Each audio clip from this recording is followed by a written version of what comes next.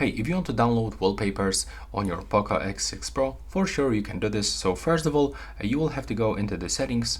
Then from here, you will have to go into the wallpaper and select the online wallpapers. So here you can choose from thousands of the amazing wallpapers totally for free. So you have to select the wallpapers. You can go for the categories and pick something for you.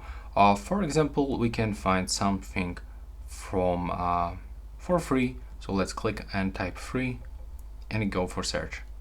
Now just switch to the wallpapers, and now as you can see, if you want to download something from this one, for example this one, just click on it. Here we can tap to preview, so that's how it will be how it looks on your screen. You can also enable the wallpaper scroll, so when you go for the next screen it will look like this. And to apply, just click here, and now we can set it for the lock screen, home screen on both screens. So we can pick one of the following, and that's how it looks. If you find this video helpful, remember to leave a like, comment and subscribe to my channel.